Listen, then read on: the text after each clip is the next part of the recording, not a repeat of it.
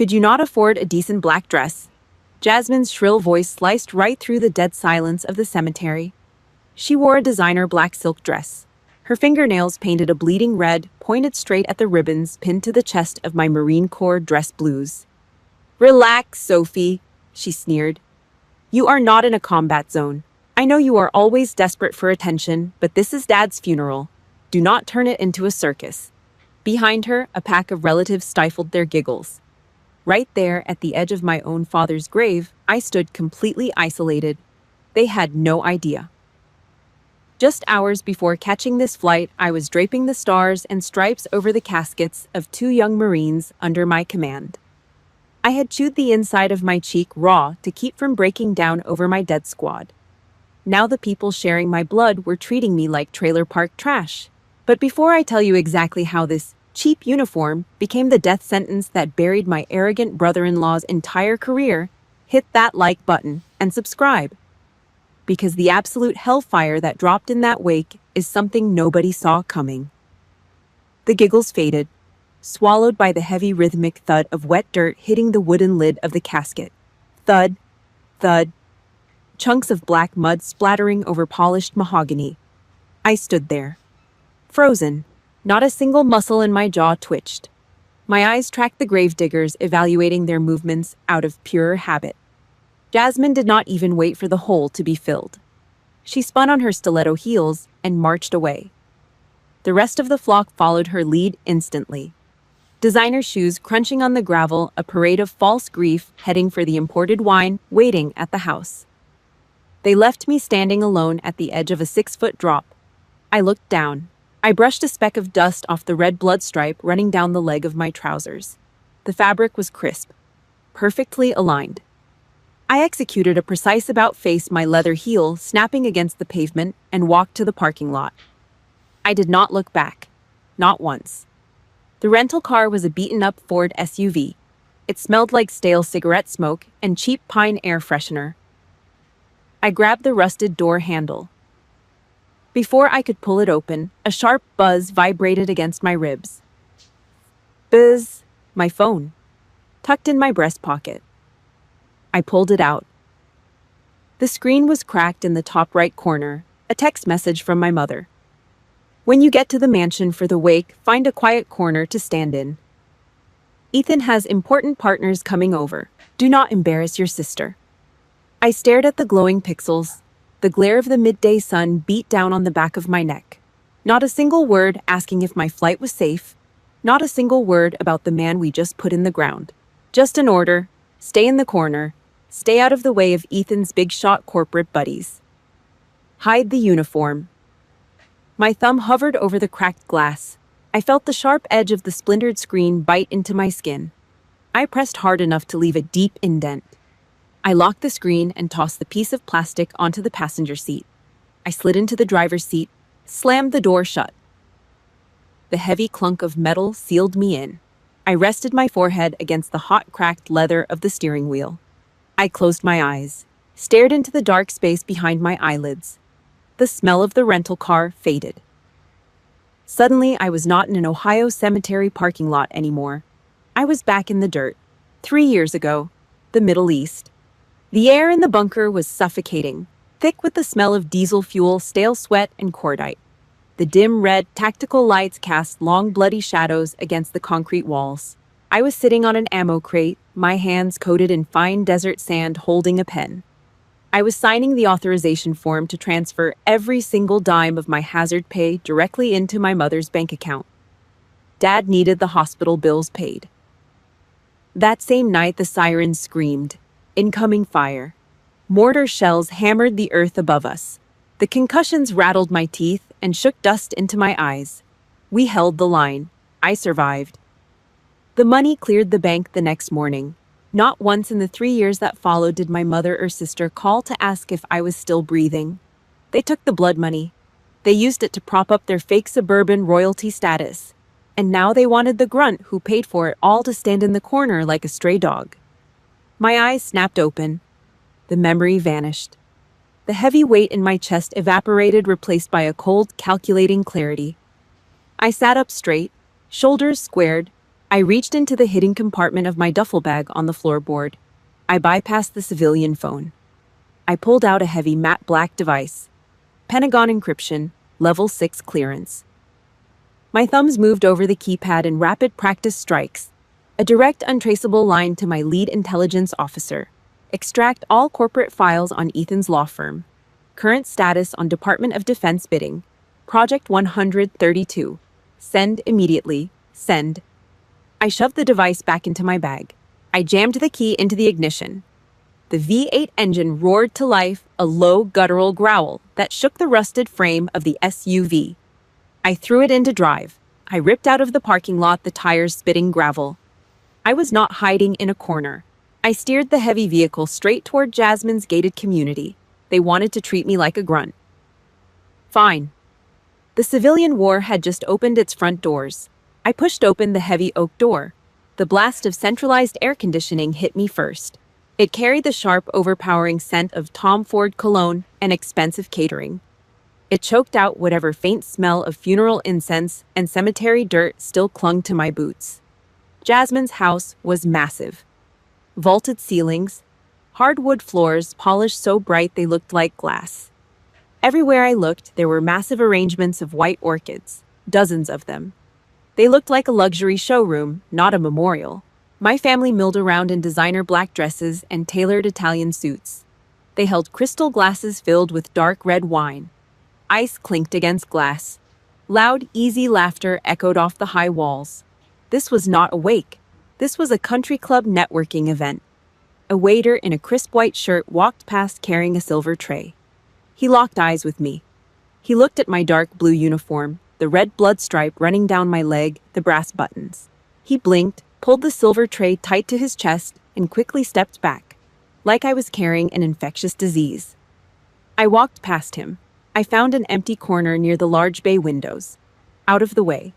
Exactly where my mother ordered me to stand. I planted my boots shoulder-width apart. I clasped my hands behind my back, resting them flat at the base of my spine. Parade rest. I locked my jaw. I scanned the room. Target acquisition. My eyes found Jasmine. She stood dead center in the living room, holding court. 3 corporate executives in sharp gray suits surrounded her. She held a silk handkerchief. She dabbed at the corner of her eyes. Her eyes were completely dry. "It was just so incredibly hard," Jasmine said. Her voice carried easily over the soft jazz music playing from the hidden ceiling speakers. The sleepless nights. I sat by Dad's bed for weeks. I had to hire private nurses out of my own pocket just to make sure he had the absolute best care. Ethan and I spared no expense. She took a slow sip of her wine. The executives nodded. They looked deeply impressed. She was playing the perfect, grieving, wealthy daughter. I dug my fingernails into the meat of my own palms. Not a single word. Not one mention of the blood money. 3 years of my hazard pay. Every single cent I earned taking mortar fire in the sandbox. The money I transferred from a dark bunker while the ground shook above my head. It went straight to the hospital. Straight to her account. She used my combat pay to buy these white orchids. She used my sweat to buy this expensive wine. And now she was wearing the credit like a shiny badge of honor. The muscles in my neck pulled tight like steel cables. A familiar voice cut through the noise of the party. Brigadier General Thomas Vance. We were standing in the burning heat of Fallujah when he said it. "Listen to me, Lewis." His gravelly voice echoed in my memory. "In the Marine Corps, loyalty is written in blood. Out there in the civilian world, it is written on sand. The first gust of selfish wind will blow it right away." He was right. I squared my shoulders. I pointed the toes of my leather dress shoes straight toward the heavy oak front door. I did not belong here. These people lived in a world built on smoke mirrors and credit cards, a world of fake tears and stolen valor. I lived in a world of brass casings, dirt, and absolute truths. I took a slow, deep breath through my nose. I let it out. The burning anger cooled. It froze over. It turned to ice. Let them have their cheap show. Then the crowd parted. Just a fraction. Someone stepped out from the long hallway. An old man. He did not fit in with the silk and the Rolex watches. He wore a faded, ill-fitting black suit. The fabric looked cheap, the shoulders sloped, but his posture was rigid. Pinned to his left lapel was a faded silver veteran pin. Master Sergeant Miller. He served with my father in the First Gulf War. He was the only person in this entire zip code who knew what mud and fear actually tasted like. Miller ignored the waiters. He ignored the executives. He started walking straight toward my corner, his heavy black shoes scuffed against the polished floor. As he got closer, his eyes narrowed. He looked at the dress blue jacket. He looked past the dark fabric. He looked at the colorful blocks of ribbons pinned tightly above my left breast pocket. His eyes tracked the metal, the bronze star, the combat action ribbon, the unit citations. He knew how to read the map of a soldier's life. Then his gaze moved up, to the silver eagle pinned to my collar. Miller stopped dead in his tracks, 3 feet away. The muscles in his jaw twitched. The color drained from his weathered face, then rushed right back. His hands curled into tight fists at his sides. He knew. He knew exactly what that eagle meant. Master Sergeant Miller stopped exactly 3 feet away from me. 3 feet, the precise ingrained regulation distance. He looked completely out of place in this massive vaulted living room. Around us, the air was thick with custom Italian wool, heavy gold watches, and pure arrogance. Miller was wearing a faded, off-the-rack black suit that looked like it had been sitting in a mothballed closet for a decade. The dark fabric was thin. The lapels were out of style. But none of that mattered. What mattered was the way he carried himself. When he looked at me, the heavy slope of his old age vanished. His spine locked into a straight, rigid line. The ghosts of the Gulf War woke up in his eyes. He did not look at my face, not at first. His eyes locked onto the left side of my chest. To the civilians drinking imported wine in this room, the colorful fabric blocks pinned to my jacket were just cheap decorations. Pretty little squares. But Miller knew how to read them. He read the bronze star. He read the combat action ribbon. He saw the unit citations. He was reading the violent, bloody map of my last 15 years in the dirt. Then his eyes tracked upward. Past the ribbons. Past the dark blue fabric of the uniform. His gaze hit the collar. It hit the heavy silver eagle pinned flat against the fabric. Colonel. The air between us seemed to turn to concrete. The casual, obnoxious laughter from the kitchen faded into white noise. Absolute, unquestioning respect washed over the old veteran's face. His right hand twitched. His fingers curled inward, brushing the seam of his trousers, then flattened out sharp and tight. His elbow began to bend. He was pulling his arm up. Right here in the middle of this plastic suburban wake, he was about to snap a flawless textbook salute. The highest honor one soldier could give a commanding officer. He never got the chance. A heavy, suffocating wave of sour red wine and expensive perfume crashed into the space between us. Jasmine. She materialized out of the crowd like a bad wind. She shoved her way right through the quiet gap. Her sharp elbow caught Miller hard on the edge of his bicep. She pushed the old man aside without a single drop of hesitation, treating him like a piece of cheap furniture blocking her path. "Oh, Mr. Miller, you do not need to pay any attention to Sophie," Jasmine said. Her voice was shrill. It scraped against the inside of my skull. She was smiling, her lips painted a glossy bleeding red, but her eyes were cold and dead. She stepped directly into my personal space. She looked me up and down, her gaze scraping over the brass buttons of my dress blues with pure disgust. "She always loves playing dress-up," Jasmine sneered. She took a slow, deliberate sip from her crystal wine glass, leaving a greasy red smear on the rim. "Makes a huge scene out of those little soldier outfits. She thinks she's doing something important. I guess when you do not have a real career in the corporate world or a husband to take care of you, you have to find some way to feel special." The words hung in the air, heavy, toxic. She was standing in a house paid for by the blood I spilled in the sand. She was drinking wine bought with my combat hazard pay.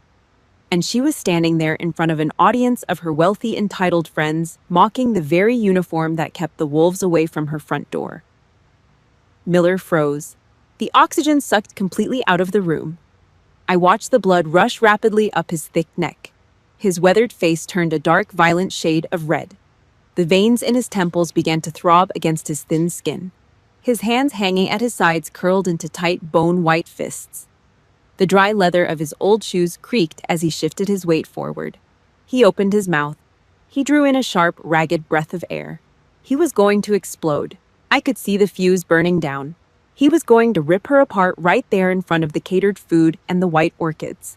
He was going to scream the truth about the silver eagle. He was going to tell this entire room of parasites exactly who they were talking to. I could not let that happen. I did not need an old man to fight my battles.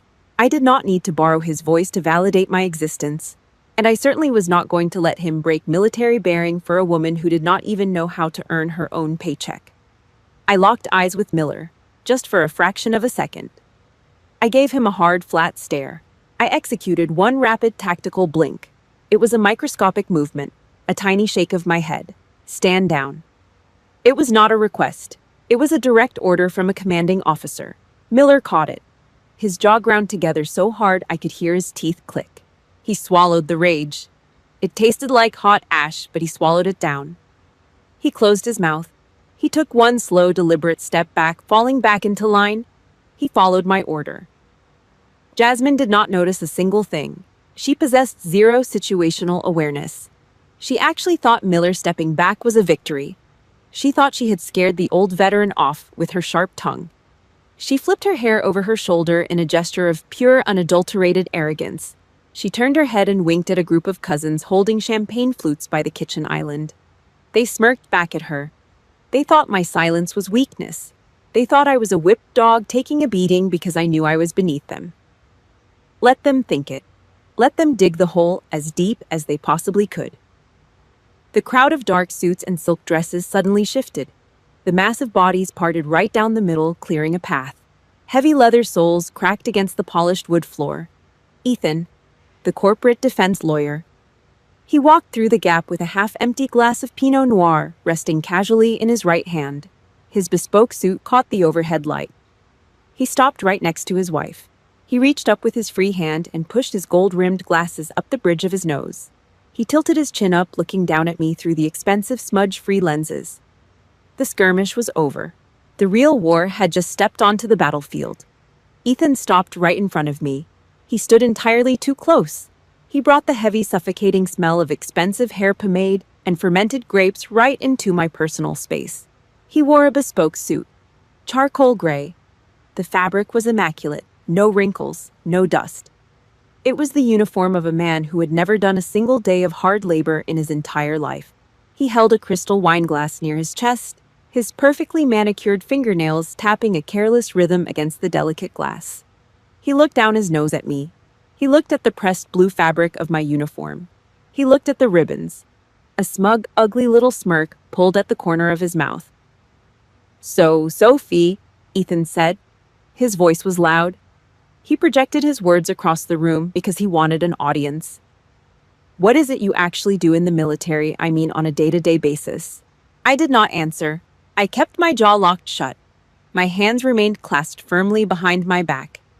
Ethan took a slow, theatrical sip of his wine. He swallowed loudly. "Do you drive supply trucks, or do you just manage the warehouse, handing out wool blankets and combat boots to the grunts?" A few people standing nearby chuckled. The sound grated against my eardrums like sandpaper.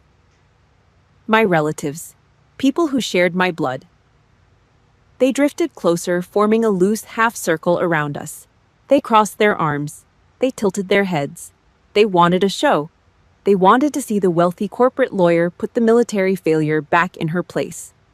Jasmine stepped up right next to her husband. She slid her hand onto his tailored shoulder. She leaned into him, her designer silk dress brushing loudly against his suit. "She probably teaches the new recruits how to scrub the toilets," Jasmine said. Her voice was high and piercing. It carried easily over the soft music playing in the living room. "Do not ask her the hard questions, Ethan. It is embarrassing. If she actually did anything that mattered, we would have seen her face on the news by now." Ethan laughed, a short, arrogant bark. He reached up and adjusted his gold-rimmed glasses. He looked around the room, making eye contact with his corporate friends, soaking up their amusement. They were feeding off each other. They used me as a stepping stone, a prop, something to step on so they could feel taller. They built their entire suburban kingdom on fake prestige, and mocking my uniform was their favorite party trick. I shifted my gaze, past Ethan, past Jasmine. My mother sat on a massive white leather sofa near the stone fireplace. She held a cup of black coffee. Her fingers were covered in thick gold rings. She heard every single word. She saw the circle of people laughing at me. She did not stand up. She did not defend her own flesh and blood. Instead, she set her coffee cup down on the glass table. The porcelain clinked sharply against the glass. She let out a long, heavy sigh. The exact kind of sigh you give a disobedient, disappointing child. "Sophie, I have told you this 100 times," my mother said. Her voice was flat, completely empty of warmth. "You really should learn a thing or two from your sister. Look at the life she has built. Yuri," she gestured vaguely toward the vaulted ceiling, the imported white orchids, and the expensive caterers walking through the halls. "At your age, you should be settling down," my mother continued. "You should find a nice quiet job in a corporate office, make some real money, buy nice things. It is so much better than running around in the dirt, sleeping outside, and dealing with a bunch of uneducated, crude soldiers. You are throwing your life away for nothing. For nothing." 3 years ago, I sat in a pitch-black bunker. The ground was shaking so hard my teeth rattled inside my skull. I signed over every single penny of my combat hazard pay so she could pay the hospital bills, so my father could die in a clean bed instead of a state-funded county ward. She took the money. She spent it. And now she sat on a white leather sofa and called my sacrifice nothing. That was it. The final knife. She completely stripped away the last shred of dignity from the uniform I wore. She did not care about the friends I buried in the sand. She did not care about the mortar fire, the sleepless nights, or the blood I sweat to keep her comfortable. She only cared about the optics. I did not fit into her perfect, wealthy suburban picture frame. Therefore, I was garbage. The air inside my lungs turned to ash. The steady, disciplined rhythm of my heartbeat stopped. It shifted into something entirely different. A slow, heavy, violent thud. I felt the familiar coldness spread through my veins. The exact same coldness that takes over right before you call in an artillery strike on a hostile grid coordinate. The panic disappears. The emotion burns away. All that is left is the math, the pure mechanical calculation of destroying a target. The patience was gone. The tolerance was gone. The red line had been crossed. I stopped looking at the floor. I slowly raised my head. I looked straight into Ethan's eyes. I did not blink. The polite, quiet daughter vanished. The mask fell off.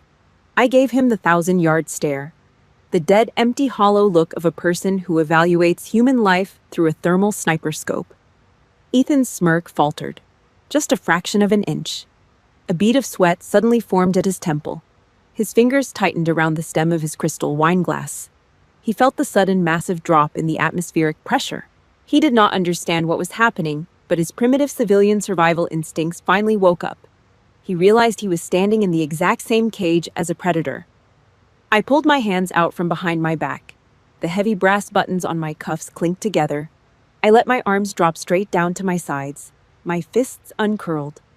I relaxed my shoulders. I stepped out of the parade rest position. The casual noise in the living room seemed to instantly evaporate. The jazz music coming from the speakers sounded distant and muffled. I took one slow, deliberate step forward, right into Ethan's personal space. The hardwood floor did not even creak under my boots. A Category 5 hurricane was about to tear the roof off this house, and they did not even have the sense to run. I did not say a single word. I just looked at him. The silence stretched. It became heavy, uncomfortable. Ethan expected me to shrink. He expected me to look at the polished floor, mumble a quick apology, and walk away. That was what the family scapegoat was supposed to do. Play the role, take the beating. Keep the peace. I did not move an inch.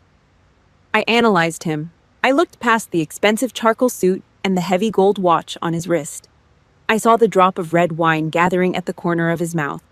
I saw the soft, unchallenged slope of his jaw.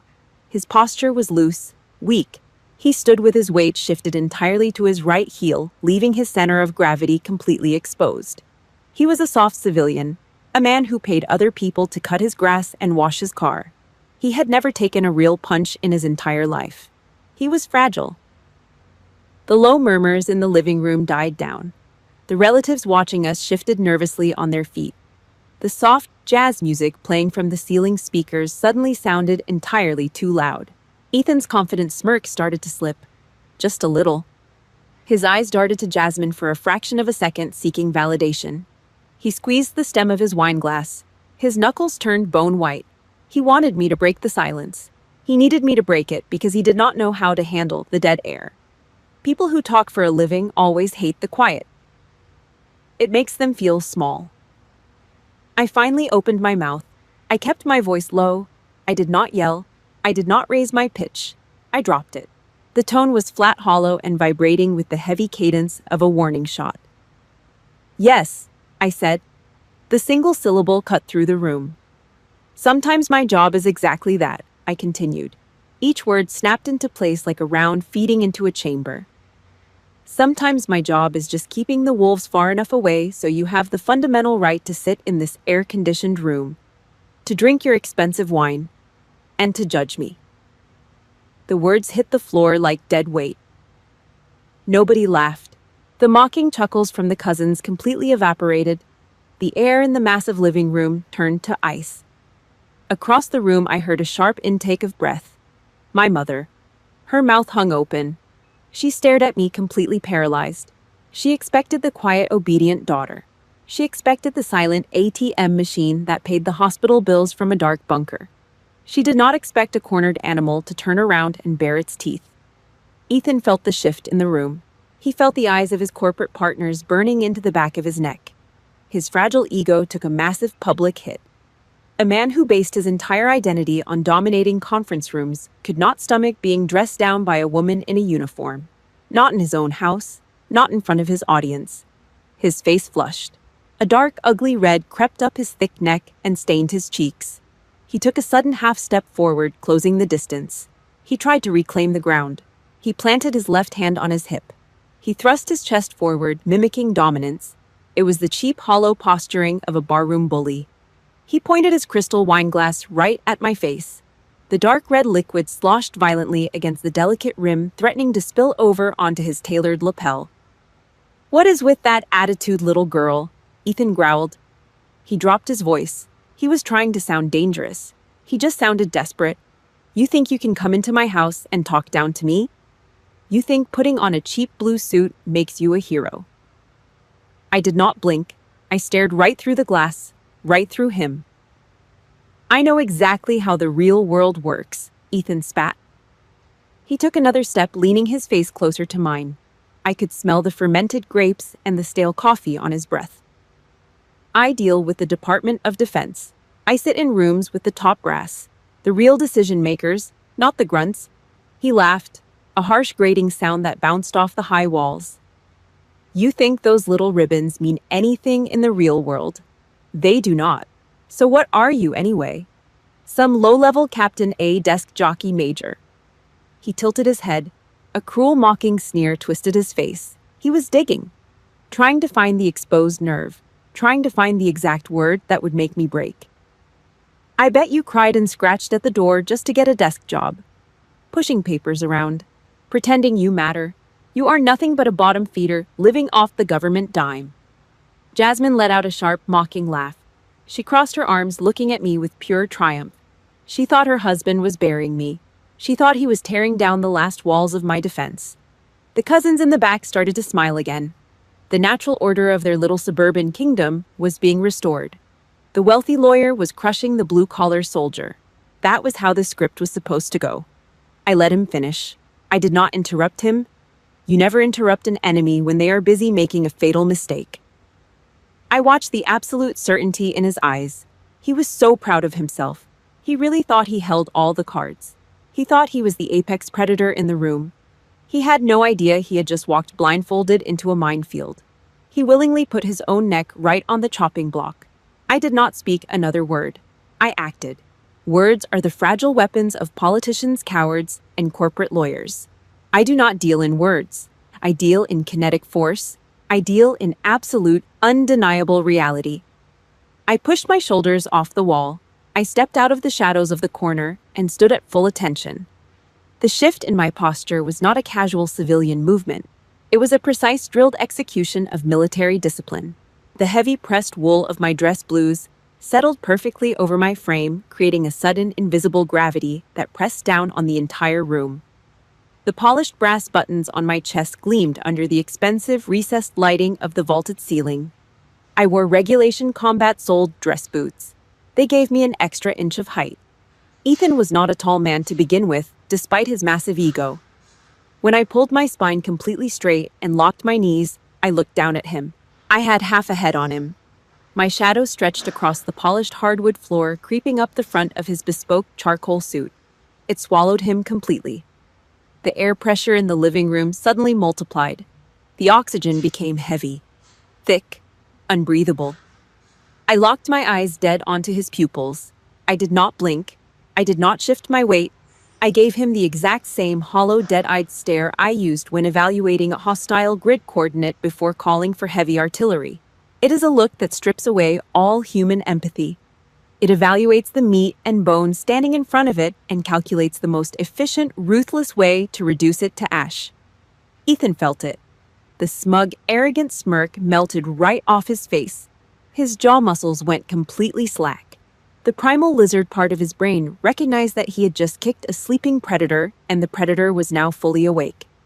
Right at that exact second, a short, sharp vibration punched against my ribs. Buzz! The encrypted Pentagon device resting in my breast pocket. One single pulse. It was the confirmation signal from my lead intelligence officer. The corporate files on Ethan's law firm, including the complete status of their Department of Defense bidding, had just landed on my secure desk. The trap was officially sprung. The heavy steel blade of the guillotine was raised. All I had to do was let it drop. I opened my mouth. I did not raise my voice. I did not have to shout to dominate the space. Colonel Sophie Lewis, I said. The words hit the hardwood floor like solid blocks of lead. Heavy, crushing, unforgiving. The ambient noise in the massive living room completely shattered. The soft, pretentious jazz music bleeding from the hidden ceiling speakers suddenly sounded choked and distorted.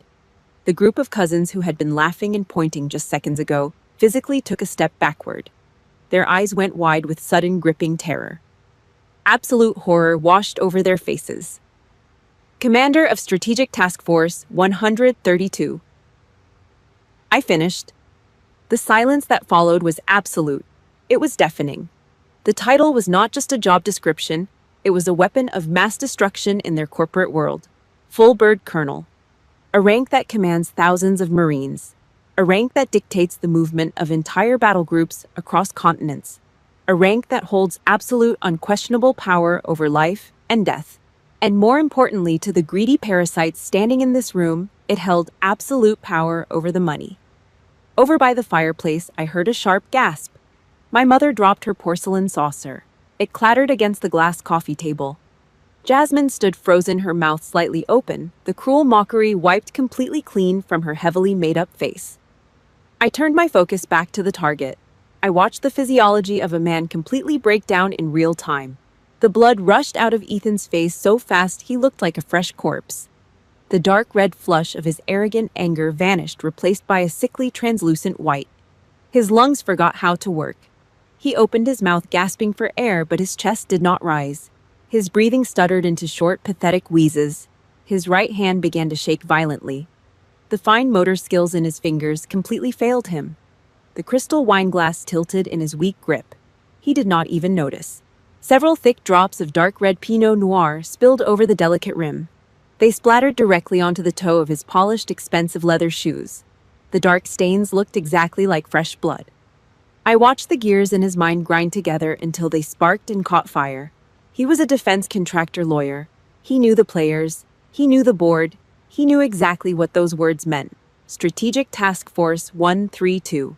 It was not just a random military unit. It was the exact name stamped in bold black ink at the top of the $500 million defense bid his firm had been aggressively chasing for the past 6 months. It was the massive contract that was supposed to make him a senior partner. It was the deal he built his entire arrogant identity around. He had been begging, bribing, and bleeding for a single signature of approval. He had just spent the last 5 minutes publicly mocking the military career of the exact person who held absolute veto power over his entire existence. Ethan's knees buckled, just a fraction of an inch, but I saw it. The bespoke suit suddenly looked 2 sizes too big for his shrinking frame. He was looking at the executioner, and he realized he had just handed me the axe. I tilted my head, studying his pale, sweating face with cold, clinical precision. "Are you ready to discuss my desk job now, Ethan?" Ethan took a step back. His polished leather heel caught on the edge of the expensive Persian rug. He stumbled, his knees gave out. Just a fraction, but enough. He caught himself, but the damage was done. His body reacted before his brain could process the reality. Primitive survival instinct taking over the corporate shell. He pulled his feet together, his shoulders slumped forward. He was a civilian, a man who charged $800 an hour to argue in air-conditioned boardrooms. But right now, standing in front of me, his body folded into a pathetic, broken imitation of military submission. The crystal glass in his hand shook violently. More dark red wine sloshed over the rim. It splattered onto the floor. It soaked into the expensive rug, leaving a dark, permanent stain. He did not care. He could not drag his eyes away from my face. He opened his mouth. His jaw worked up and down, but no sound came out. His throat was completely dry. He looked like a fish thrown onto hot concrete. Ma'am. The word scraped out of his throat. It sounded like heavy grit. It was barely a whisper, but in the dead silence of the living room, it rang out like a gunshot. I did not know, Ethan stammered. His chest heaved rapidly. He was suffocating on his own arrogance. I did not know the commander of the task force was you. He looked at the brass buttons on my uniform. He looked at the ribbons. 10 minutes ago, he called this a cheap blue suit. Now that same suit was the heavy steel vault locking away his $500 million defense contract. His entire career. His fast track to senior partner. The foundation of this massive house and the leased sports cars sitting in the driveway. It was all resting in the palm of my hand, and he had just spent the afternoon spitting on it. I did not move. I kept my hands firmly clasped behind my back. I watched him drown in his own making. Over in the corner near the marble fireplace, the silence broke. Uncle Robert. He was furiously swiping his thick fingers across the screen of an iPad. The bright blue light reflected off his glasses. He stopped. His eyes went wide. He looked up from the screen, staring at me like I had just crawled out of a grave. "Oh my God," Robert breathed. His voice shook. "The Department of Defense press release. From last week. She was just decorated. She's running a whole division." The words rippled through the crowd. You could actually see the physical shift in the room. The flock of wealthy relatives, the people who had just been laughing at my expense, began to move. They stepped backward, one by one. They created a wide, empty circle around Ethan and Jasmine. They looked at the golden couple like they were suddenly carrying a highly infectious disease. In their world, losing money and losing status was a terminal illness, and Ethan was infected. Jasmine felt the shift. She looked around. She saw her perfect suburban audience backing away. The carefully constructed facade of her life was cracking down the middle. She panicked. She reached out and grabbed Ethan by the sleeve of his bespoke suit. Her manicured nails dug into the expensive gray wool. The heavy, sweet smell of her designer perfume mixed with the sour, metallic smell of Ethan's nervous sweat. The thick layer of makeup on her face was starting to smear around the edges. "Ethan, what is wrong with you?" Jasmine demanded. Her voice was shrill, desperate. "So what if she is a colonel who cares about a Department of Defense press release? She is still just Sophie. She is just wearing a uniform. Do not let her talk to you like that in our house." She was completely clueless. She lived her entire life on social media and credit cards. She did not understand how power actually worked. She thought she could just yell at the problem until it went away. She thought she could still bully the girl who used to sit quietly at the dinner table. She yanked on his arm again. Ethan snapped. He spun around. The violent motion ripped his sleeve out of her grip. The heavy gold watch on his wrist flashed under the lights. The thick veins in his neck popped, standing out against his pale, sweating skin. The terror in his chest immediately mutated into blind, explosive rage. "Shut your mouth, Jasmine!" he roared. He did not care who was watching. He did not care about the caterers or the corporate partners. He unloaded every single ounce of his fear directly onto his wife. The volume of his voice hit her like a physical slap. Jasmine flinched hard. She dropped her wine glass. It hit the hardwood floor and shattered into a dozen jagged pieces. She stood dead still. Her bottom lip trembled uncontrollably. The silk fabric of her designer dress rustled as she shivered. The zipper on the back of the dress gave a faint, tight squeak. Her eyes darted around the room. She looked for someone to step in. She looked over at the white leather sofa for our mother to defend her. But our mother was just sitting there staring at the floor, clutching her cold coffee cup. She looked for the cousins to comfort her. Nobody moved. Nobody said a word. They just stared. The throne was destroyed. The undisputed queen of the family had just been publicly humiliated and crushed by the very man who bought her the crown.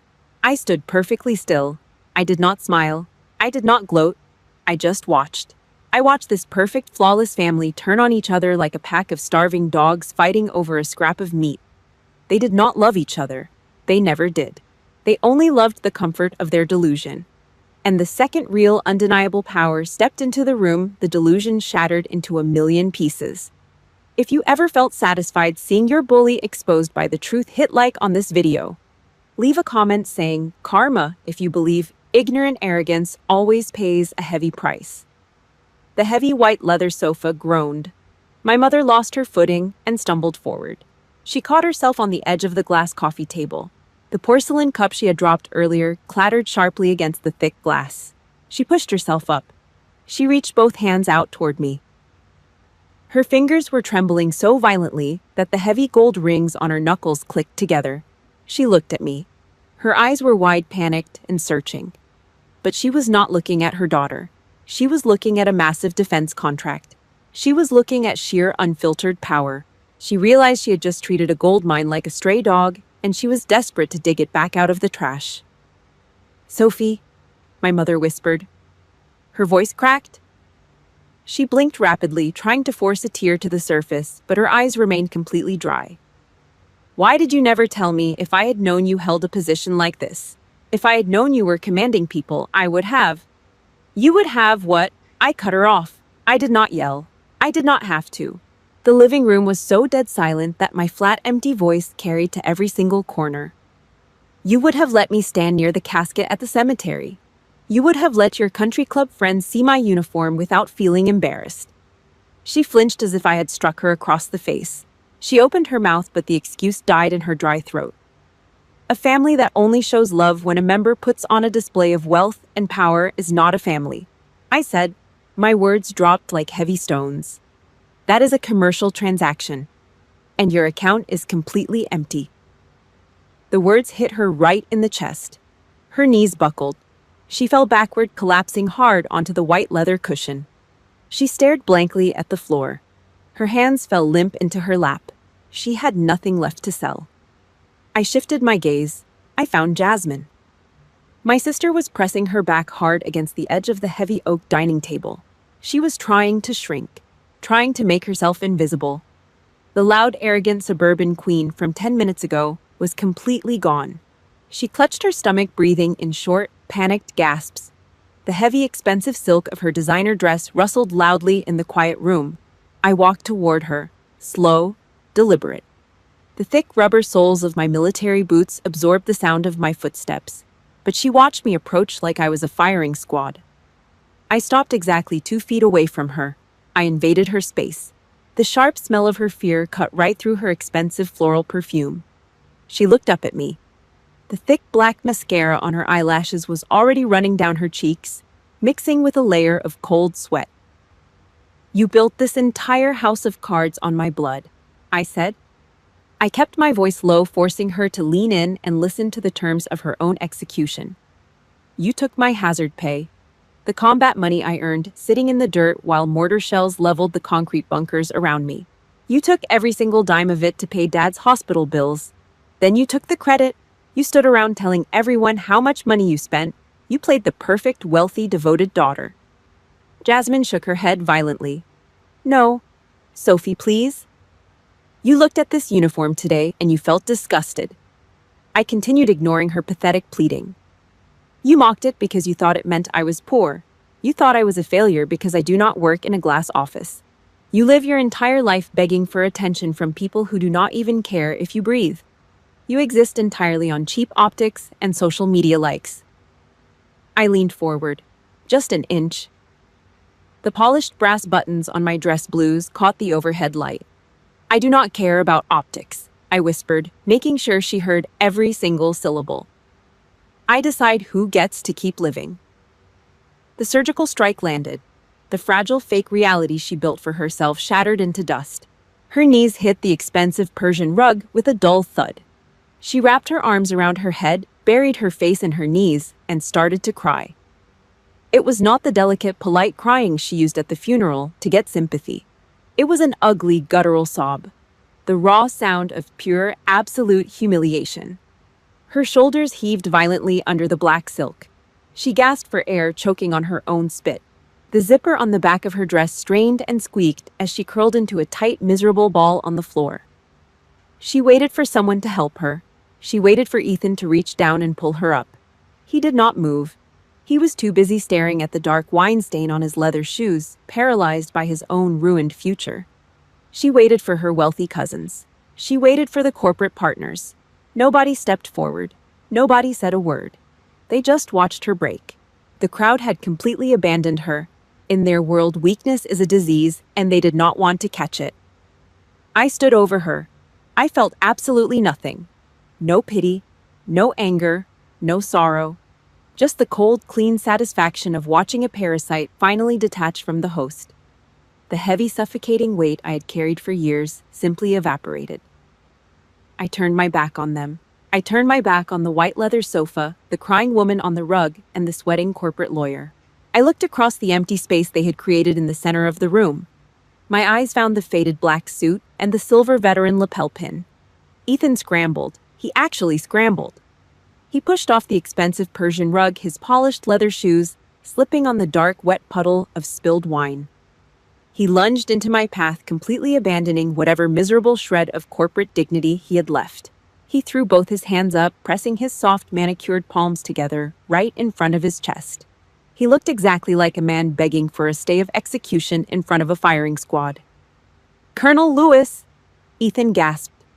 The arrogant, booming voice from 10 minutes ago was completely burned out. He sounded like a panicked, breathless child. "Please, that defense contract. It is the absolute lifeline of my firm. We leveraged everything. If we lose that bid, I lose the company. I lose the house. You cannot just—" I did not blink. I did not break my stride. I kept walking forward. I moved right past him, forcing him to stumble backward and sideways just to avoid getting his expensive suit trampled by my combat boots. I looked right through him. He was not a human being anymore. He was just a piece of trash blowing across a dirty highway. You do not stop to argue with trash. You do not negotiate with a parasite. You just step over it and keep moving. His fate was already sealed in concrete. I knew it. He knew it. My signature was never going to touch his paperwork. A man who folds and begs the second he faces real pressure has absolutely no business handling government military assets. I left him standing there, choking on the stale air-conditioned air, his hands still pressed together in a useless, empty prayer. I set my eyes on the heavy oak front door. It was time to leave this graveyard of fake smiles and borrowed money. Then the crowd of silent, terrified relatives shifted. They parted ways, shrinking back against the walls and the expensive furniture. They did not want to be anywhere near the center of the room. An old man stepped into the open gap. Master Sergeant Miller. He did not look like the old, tired man who walked into this house an hour ago. The heavy, defeated slope of his shoulders was gone. The arthritis in his joints seemed to completely vanish, replaced by the sheer force of pure willpower. He pulled his spine into a perfectly straight, rigid line. He walked right through the middle of the room, completely ignoring the sobbing woman curled on the floor and the ruined lawyer clutching his own chest. He stopped dead exactly 3 paces in front of me. We stood there, 2 soldiers, 2 entirely different generations of war. surrounded by a room full of empty, hollow parasites who had never bled for a single thing in their entire lives. The faded black fabric of his cheap, outdated suit stood in sharp, jarring contrast to the crisp, dark blue wool of my uniform. But in that exact moment, we were the only two real people in the building. Miller shifted his weight. Thud. The hard leather heel of his right shoe slammed down against the polished hardwood floor. The sound cracked through the dead silence of the living room like a rifle shot. His right arm snapped up. The movement was sharp, violent, forged by decades of muscle memory drilled into his bones on black asphalt and burning sand. His hand cut through the air with a faint, audible swoosh. His fingers locked perfectly straight, thumbs tucked tight. The tip of his middle finger rested just a fraction of an inch from the edge of his right eyebrow. A flawless textbook Marine Corps salute. He was not looking at the ribbons on my chest. He was not looking at the silver eagle pinned to my collar. He was looking directly into my eyes. He was offering the absolute highest level of respect a soldier could give. He was validating every single drop of blood, every freezing night in the dirt, and every piece of my soul I left buried in the desert. "Honor to welcome you home, Colonel," Miller said. His voice was deep, gritty. It rolled out of his chest like a rolling wave of thunder echoing off the high, vaulted ceilings. It completely drowned out the pathetic, wet sobbing coming from Jasmine on the floor. It was a voice built for shouting commands over the deafening scream of incoming mortar fire. I stopped. I planted my boots firm against the floor. I pulled my shoulders back. I expanded my chest, letting the heavy brass buttons of my jacket catch the bright overhead light. I raised my right arm, slower than his, but just as sharp, just as precise. I brought my hand up and returned the salute. I held it there. The contrast in the room was brutal, absolutely merciless. My own blood relatives were entirely broken. My sister was curled in a miserable weeping ball on an expensive rug, crying over her shattered social status. My mother was slumped on a white leather sofa, paralyzed by the loss of her financial leverage. My brother-in-law was covered in spilled wine, hyperventilating in the corner. They shared my DNA, but they were absolute strangers. They were cowards. The only person in this entire zip code who actually saw me, who actually understood the heavy weight of the uniform on my back, was an old man with no blood connection to me at all. He never asked me for a dime. He never asked me for a favor. He just offered absolute, unwavering respect. I dropped my hand. I snapped my arm back down to my side, the fabric pulling tight across my back. I looked at the old veteran. For the first time since I stepped off that airplane, the tight, cold muscles in my face finally relaxed. The heavy block of ice in my chest cracked right down the middle. I smiled at him. Just a small, quiet smile. A silent, unspoken agreement between two people who actually knew what it meant to survive the fire. Miller gave a single firm nod. I wiped the smile off my face. The ice returned. I turned my back on the wreckage. I did not look at my mother. I did not look at my sister. I walked straight toward the heavy oak door. I reached out and wrapped my hand around the cold brass handle. I shoved the heavy oak door open. It swung wide, the brass hinges groaning loudly in the quiet night. The sharp, freezing air of the evening hit my face like a physical blow. It felt clean. It rushed past me into the foyer, violently ripping through the stale, suffocating cloud of Jasmine's expensive floral perfume and Ethan's sour, nervous sweat. I did not pause. I did not look back. I stepped over the threshold and let the massive door slam shut behind me. The heavy thud shook the door frame. It echoed off the brick exterior. A final concrete period at the end of a very long, very ugly sentence. I walked down the long driveway. The crushed gravel crunched loudly under the thick rubber soles of my combat boots. A steady, disciplined rhythm. Crunch, crunch, crunch. Inside that massive, overpriced suburban mansion, a fake empire was burning to the ground. I could still hear the faint, muffled sounds bleeding through the thick glass windows. Ethan was likely still hyperventilating on the Persian rug, staring at the dark wine stain on his expensive shoes. Jasmine was probably still sobbing into her silk dress, mourning the sudden death of her social status. My mother was sitting on the white leather sofa, paralyzed, calculating exactly how much leverage she'd just thrown into the garbage. I did not care. They were ghosts. They were white noise. They no longer existed on my grid. I reached the end of the driveway. My matte black SUV sat parked under the dim, flickering glow of a street lamp. The truck was covered in a thin layer of highway dust, a sharp contrast to the leased luxury sports cars sitting perfectly clean in the driveway behind me. The cold metal of the door handle felt solid and real in my grip. Deep in my breast pocket, my phone vibrated. 2 short, sharp bursts. I pulled it out. The bright screen cut through the darkness, illuminating the brass buttons on my chest. It was a secure text from my lead aide back at the Pentagon. Defense contract files for firm 132 are prepped. Tactical committee is standing by for your cancellation order first thing tomorrow morning. I stared at the glowing green text. $500 million. An entire corporate legacy, a lifetime of arrogant posturing, ready to be wiped completely off the map with a single stroke of my pen. I tapped the screen with my thumb. 2 words, copy that.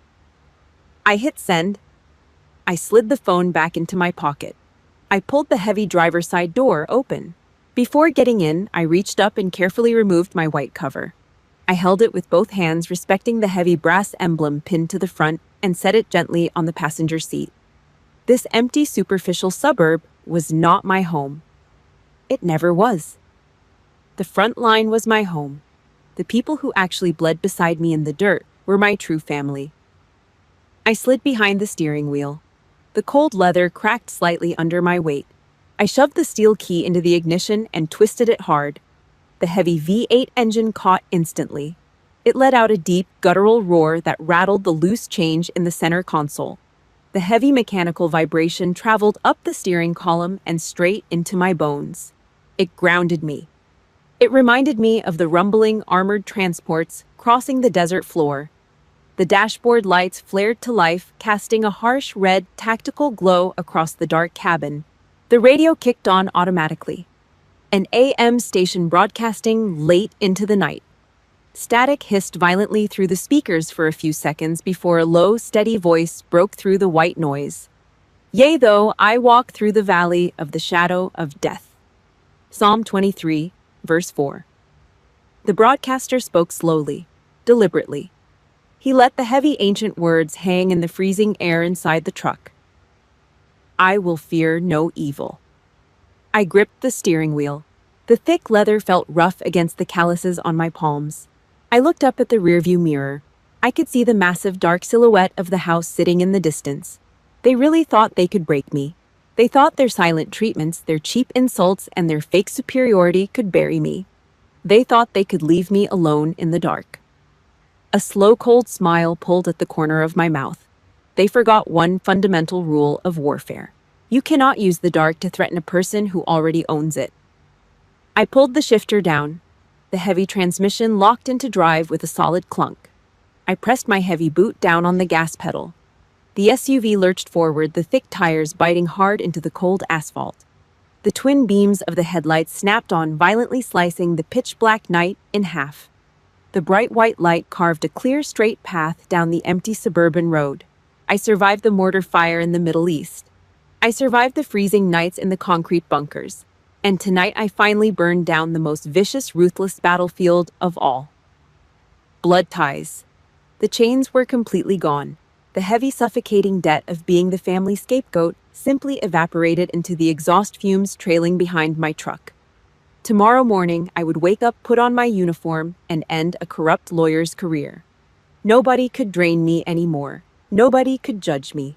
I was a ghost to them, and they were dead to me. I pressed the accelerator harder to the floor. The V8 roared louder, drowning out the past, drowning out the fake smiles, drowning out every single miserable memory of that house.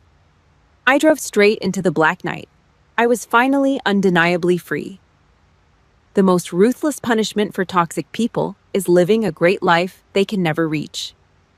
Hit like and subscribe to the channel today. Leave a comment saying, "Freedom," if you are ready to cut off the dead weight of family burdens and step into your own power.